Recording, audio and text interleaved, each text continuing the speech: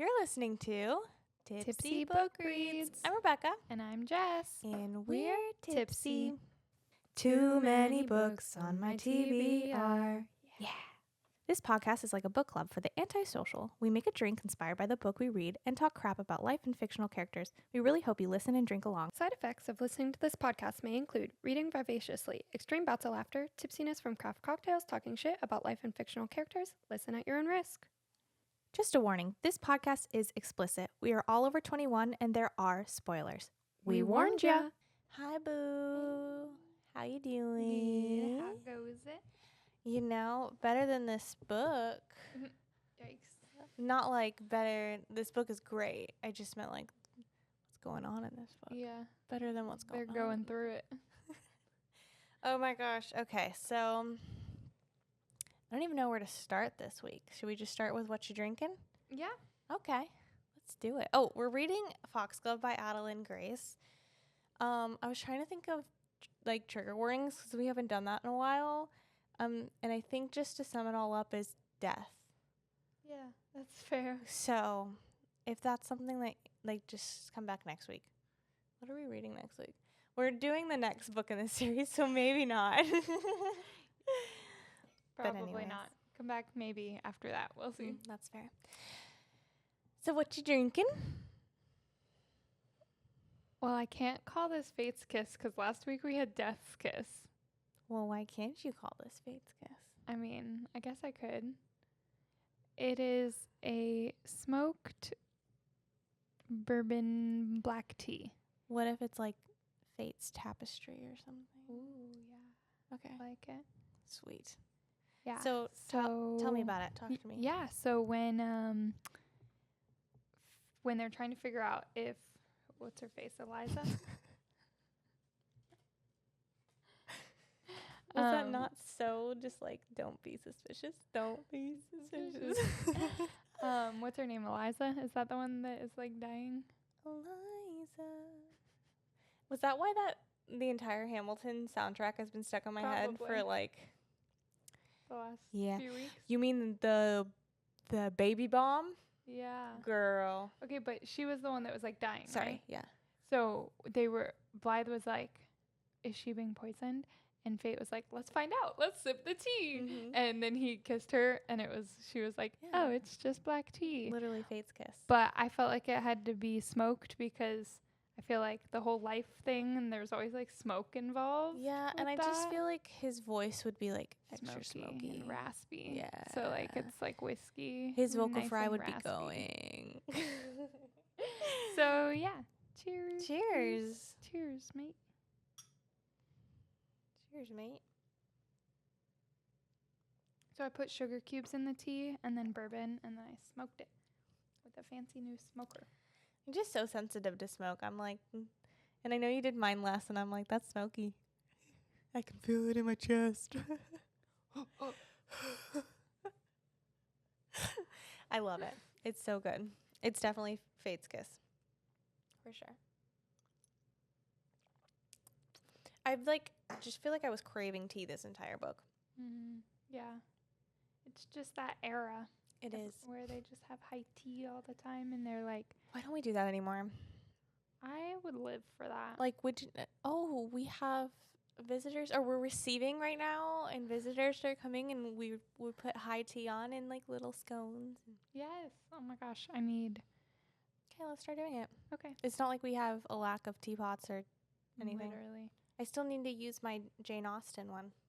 Yeah. Mm-hmm. It's like, and share the town news. Yeah, like a gossip sesh. Yeah, I love it. Okay. I have a favorite character. Yeah, tell me. It's Blythe. Which is really funny because, like, not even joking. 1, 2, 3, 4, 5. That much of a difference in notes. It says, fuck Blythe. And then a little bit down it says, she's my favorite. Blythe is the best. Blythe is life. Blythe is literally life. Well, yeah, literally. But Blythe is life. I love it. Yeah, she did a for me, for sure. So overall, did you see any of this coming? I didn't see Blythe being life. I can't. I did know that something was going to happen because when I called it that they were going to be lovers or something, something was going to happen. And then looking back at it, there were things that made my brain go, huh? But didn't make my brain go, ooh. Yeah. Which was one of the times that, it was the first time I think Fate talked to Blythe. He was like, this is so interesting. And there were strands connected to each other. And there was a whole section on that. And I remember going, huh? But I didn't make it, like, I just filed that away. But I never really, like, put that as a note. Like, this is suspicious. Yeah. That's the only time other than, I think that's one of the reasons why I was like, oh my God, they're going to end up together. They sure so did. Smart. You're so good at, like, I don't know. I just roll with it. I just go based on vibes, and whatever happens, you know? I do that too. So where we picked off in this book was right after Blythe found out that Cigna's a Reaper and was like, be gone, thought.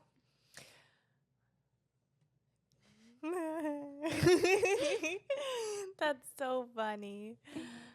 So she was banished, right?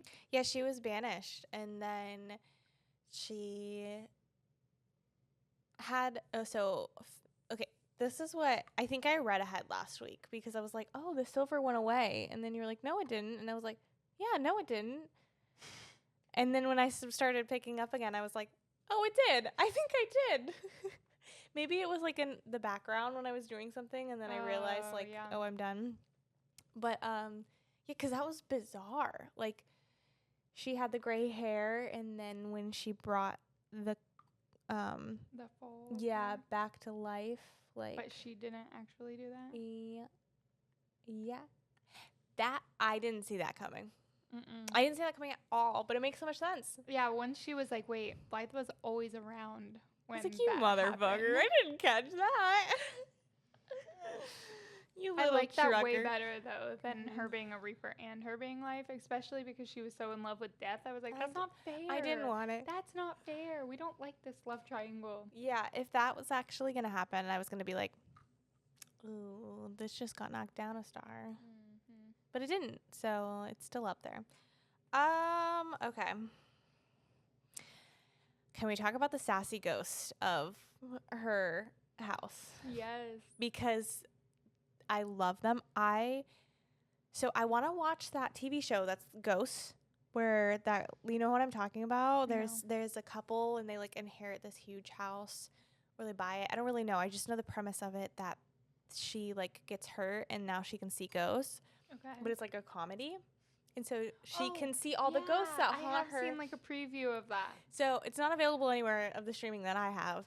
So I really just realized how many times I said so, and I've got to cut that out. But I really want to watch that, and the sassiness level like was brought into those chapters for sure, where I was like, that's what makes me want to watch the show, and this is what I need more of that actually. Yeah. Like I would have been okay with a few more chapters of just like ghost banter. For sure. It's giving like nearly headless.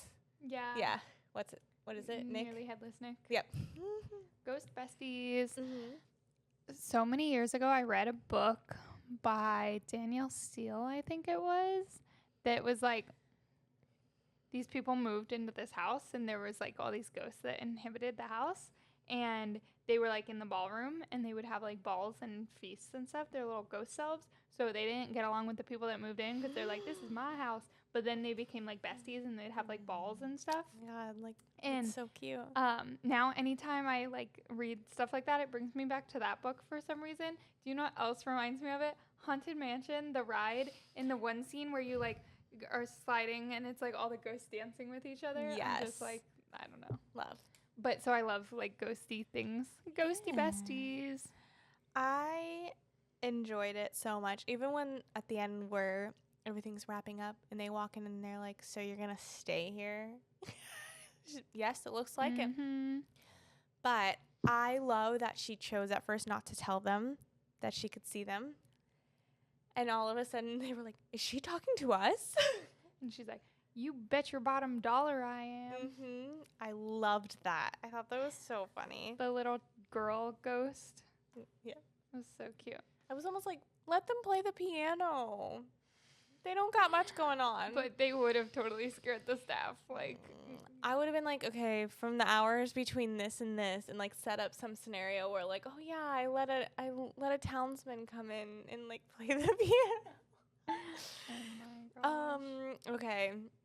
Speaking of tea, Blythe's little tea party, her little gathering, I forgot what they call it. Tea time, doesn't matter. She's so sneaky. Yeah, she's smart though. Yeah, I mean that in a good way. Yeah. Like, a little sneaky girl. So, I thought that was really funny how she was getting the information out of everyone. And she was just like, oh my God, no what? way. Tell Literally me sips tea. more. Yeah. Literally. And then they're like, we shouldn't be talking about more. this. And she's like, oh, no. Mm-mm. Not at all. You're so right. But we should also talk about this subject. She just goes down that. I loved it, though. She certainly got a lot of information, though. How about the fox hunt situation? Okay, that was a little weird. I feel like that whole scene, I'm still kind of confused as Me to too. like why it was there and like what really did we gain from that. I think one of the things that we gained was time. Blythe and Fate had to spend time somehow together. Mm-hmm. And then number 2, we needed to get another glimpse into how sick What's-Her-Face actually was. Yeah, that's true. And both those things showed up in that scene. And also, you're so right. It also made Blythe question things because she's like, wait, he's a prince, but like, where's his family? Mm-hmm. Where's his carriage? Mm-hmm. Homeboy doesn't have a carriage? Yeah, it was definitely a plot forward moving. Now that you say that. But I was also like, okay, she's going to go hunt some foxes. And then, like, he saves the fox. He saves the little baby fox. I was a little confused. Which I love. Don't get us wrong. Yeah. But it was just, it was funny. And also, we had to see in her moment of being like, oh, my God, if anyone looked and saw me. Scandalized. Yes, like, this would be crazy. And, like, her cheeks a little heating up, you know? Yeah, that shows, like, the time period. Yes, 100%. So, do you have anything else to talk about for that scene? Because I kind of want to talk about Cigna's mom's bestie. Okay, yeah, let's do it. Okay. The bestie staying around all the time. For 20 years. But, I mean, it wasn't just for her. Also No. Her lover girl. Yeah, stuck that in was a loop. Oh my that God, was the loop traumatic. thing? Reading that, I was devastated. She had to keep watching that over and over again, and then at the very end, when it was trying to break, Yeah. my God. But now they can be happy together in the afterlife, so that's a bonus. Cute. But yes, that obviously was a huge reason why she stayed around also, but at the same time, it was like both things. And Cigna the whole time being like, don't form relationships with ghosts. Yeah. Don't form relationships with ghosts. Hey, bestie. Hey, bestie. What are you doing? What you doing? Yeah. And the scene where the little boy was like, tell my mom to go away. I was, Oh my gosh. What He's I like- thought was going to happen was that the mom was going to freak out and then go and tell like all the townsmen. Yeah. And then something else like absolutely wild happens. You know what I mean? Where like she gets shunned or something Yeah. and not welcomed. That's what I thought was going to happen. So I was shocked pleasantly when the outcome happened that it did. Like it was positive, but I was like, oh no, don't do it. I was like, Cigna, no, buddy. I know, but that part was so sad. He was like, it wasn't her fault. I can't even talk about it. Yeah. So, but that was, I feel like that showed Cigna's character a lot because she was risking a lot to do that, you know? Yeah, totally. So I think that that was good. And also that Death kind of came and held her hand through it was really sweet. I just love them. I love them Whenever so he's much. lurking around, he like gives her a heads up. Yeah. He's like, a little chill of a wind. just letting you know. Yeah. I love when he gets to like break through and actually talk to her. And when did you start thinking, Eliza and the uncle of Cigna, what's his name? Is it Byron? Yeah, Byron. Whatever. Yeah. For sure killed Eliza's uncle. I honestly didn't really catch on to it. Okay. Well, the minute that we found out she was pregnant, I was like, yeah. oh. For sure. And then it didn't really clarify whether or not the uncle had anything to do with it. But I was like, why else would they be like sneaking in the corner? Yeah, that's so true. Like talking. The only thing that I was like, you know what? Damn, he was going to let his own brother, Elijah, take the fall for that. That just got glossed over. That's so true. That got glossed. He was just like, oops, sorry. I'll see you in the other life. Like, literally gonna be hanged for that. But yeah, that's so true. That was glossed over. That's wild. So wild. That was a huge part. Like, yeah, it wasn't supposed to kill him, but hello, it did. Okay. We also are glossing over the fact that it's Percy's kid. True. That was also glossed over in general. I feel like Adalyn was like, let me add some drama. You know me, I don't love like an unplanned pregnancy plot or whatever like that. This was so well done. Mm-hmm. This was like, when that trope is used, ding, ding, ding, ding, ding, ding, perfection.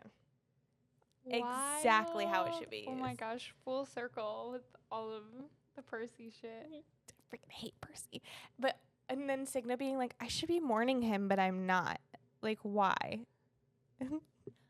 Oh, in the back of her mind, she always knew. Oh, Blythe, you mean? Blythe. Yeah, sorry. Yeah, she did say that.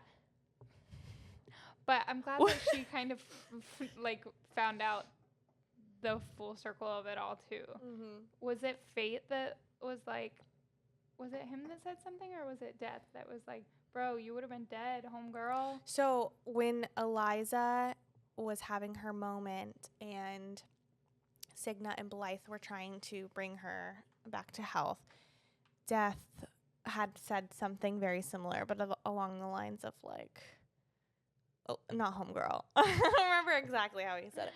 But, and then it like stuck in her head. So then that's what made her bring it towards Fate and be like, oh, right. What happened? What happened here? And he was like, you know what happened. You know exactly what happened. She's like, dang, so I can't stay mad. I'm my girl. No. That's right.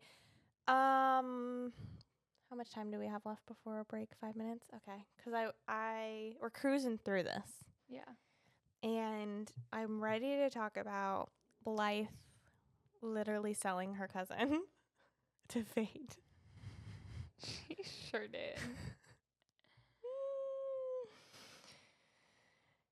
She redeemed herself. She did. At the end. But that was bad. That was really bad. And the way she did it too was like, you owe me.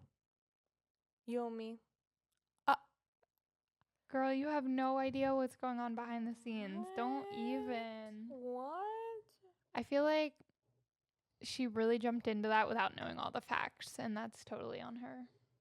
Yeah, I would agree. You got to know all the facts before you make that harsh of a decision, and also having no understanding of like what she's getting herself into. Because same Death had always talked about like, be careful the bargains you get in to Cigna, like don't make bargains with Fate. Mm-hmm. And then Blythe comes in and is like, oh, this is fine. Yeah. Girl. I do love that Fate is ready to tell her all of the information. Yeah. Because even when she was first like, you're not a prince. You're not a prince. And he was like, yeah, you're right.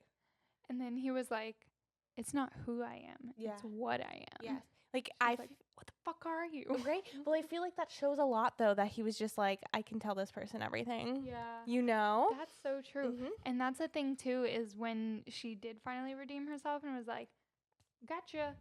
She was like, it's fine. We've laid bare completely. Like, at least we're going into this both knowing everything about the other.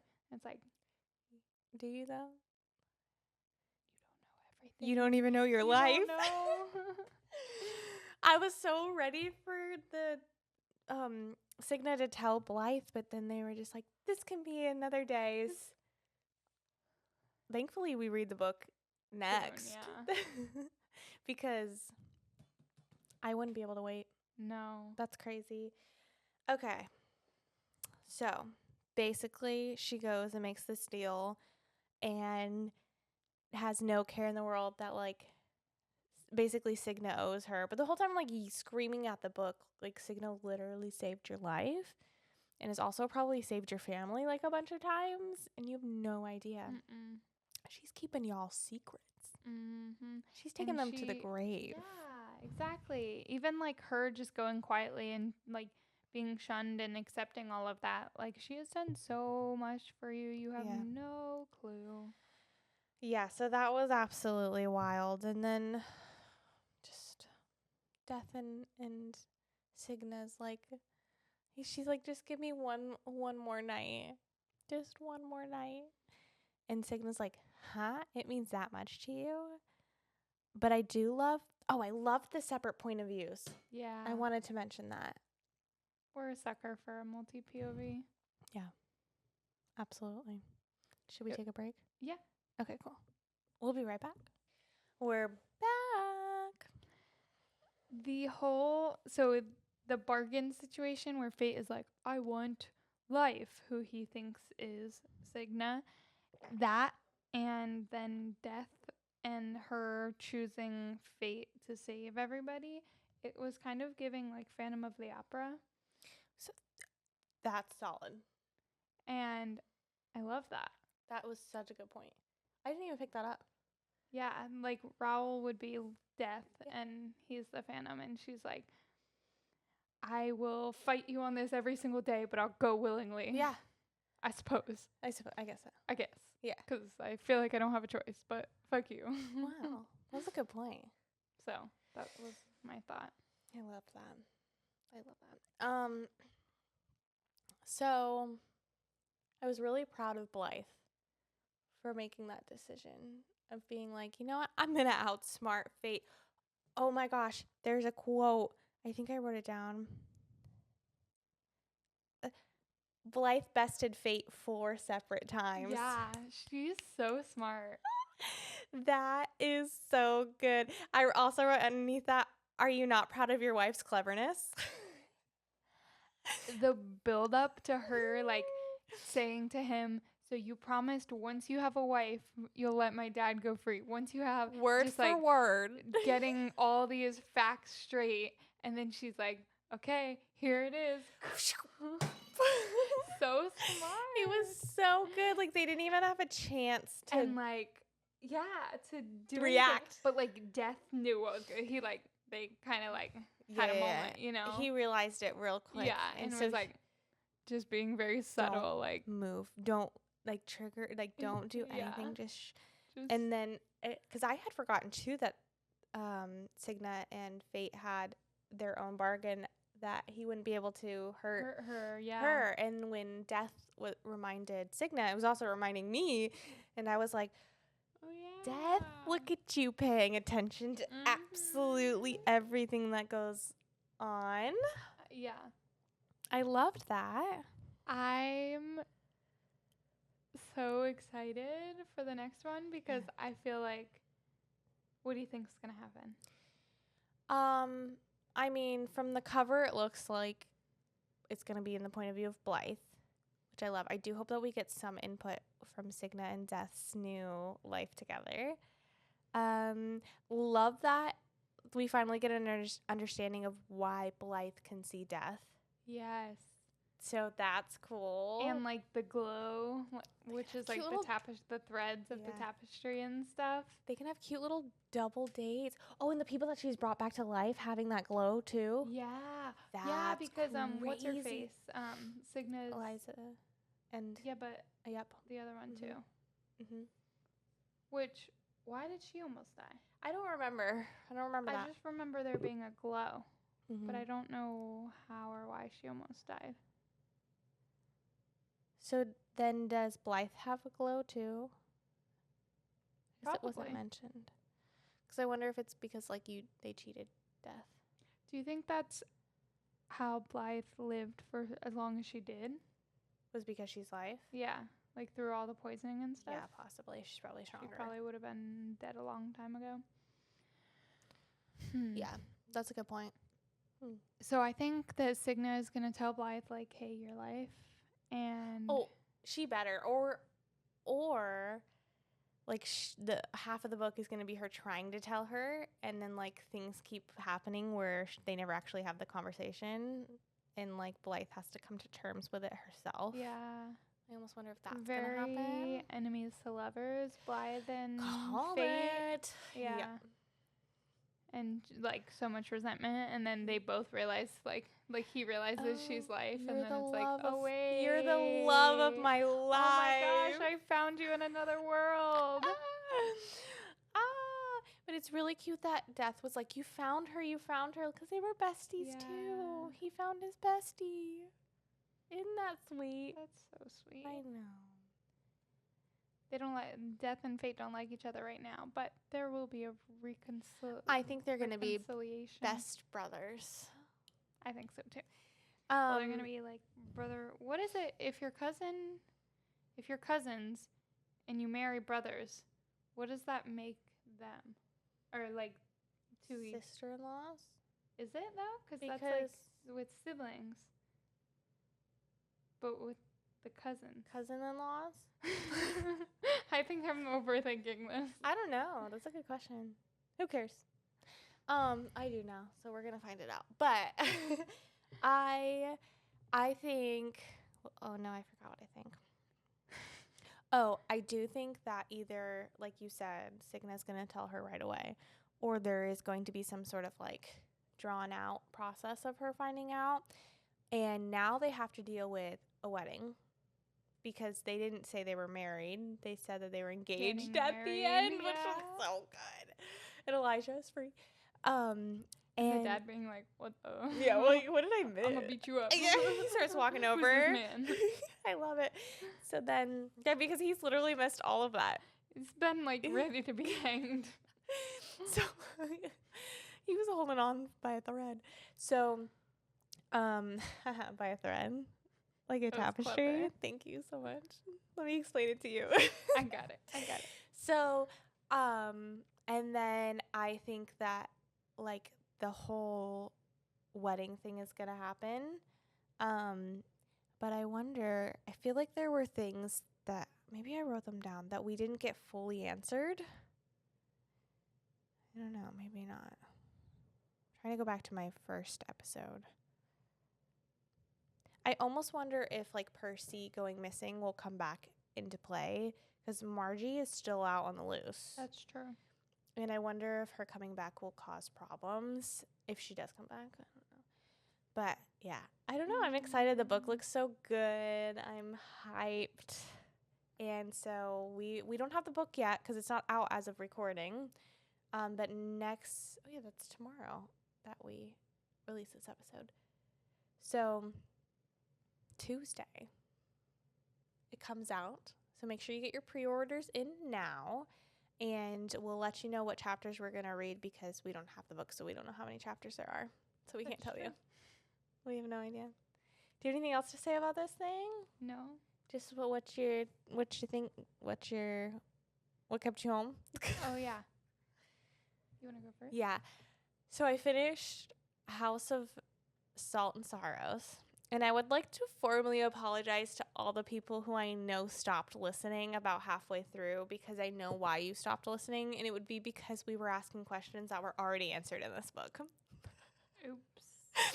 And so so sorry. But here's the thing. We all mess up. Are bad. I'm kind of not mad that I still read it out of order. Because in this book, spoiler alert, we find out that Verity can see ghosts, like, right away. But we got the experience that we found out when Verity found out. Yeah. So I liked that 10 times better. There is a lot of background that is incredibly important where we were like, what is this? You know what I want to know more about? This. And it was like, it was already talked about. We would have read the book in the right order. So here's the thing. So sorry to those who have read that book and immediately was like, these dumb bitches. I can't with these people. I hope that you go back and still listen to the whole thing because it was still good insight. And I did love the first book, so. I love that. It's really creepy. You up or home? I don't really know. Whatever you want. You pick. Okay. Yes. Okay. And then my other one. Everything in my life right now is breaking. Literally. My car, my hard drive, my computer. You name it, it's breaking. So I guess that would be keeping me up. Or it could be keeping me home. It could be either. True. So it's just a fun time. Keeping me home. I just started A Promise of Fire by Amanda Boucher. Oh, yay! And she's on our panel, as is Adalyn Grace. Yes! For Romanticon. So excited for that. I'm so excited to meet them. Yeah. I hope I don't get, like... Fangirl too Yes! hard. I'm so worried. Me too. We'll be fine. It'll be great. You know, we have, like, 17 spaces left for our panel. That's not very many. That's not very many out of 200. Yeah. So, if you guys are going, which those who are going that follow us have already filled our comments, but let us know. Let us know. I've also figured out how to answer back to comments on Spotify. Oh, sweet. So if you've commented like 6 months ago and you're just seeing our reply, I didn't know you could do that. And so that's really cool that we have actual responses. Yay. And it's not just us. It's like other people. It's so cool. Yay for people engaging with us. We love it. But anyways. And yeah, keeping me up is all the fun events that we have coming up. Yeah. We have a book fair in Ormond Beach with Friend and Fable on the 31st. So excited. And then Romanticon in October. It's gonna be we so have fun. a Halloween book fair coming up with Writer's Block. So many fun things. It's going to be a blast. And, I mean, closer to the date, we'll tell you what vendor table we're at and what, like, we already know, but that might change depending on. So we'll wait. But you guys need to come and see us because we're going to have cute little goodies. And also, like, just, I want pictures of everyone. Yeah. And we're going to be asking you guys for pictures, actually. For sure. 100%. It'll be so cool. So, yeah, I think I loved this book. I genuinely think this is like a 5-star read. Like, this is so good. And it's pretty, too. It is pretty. I love her heterochromia.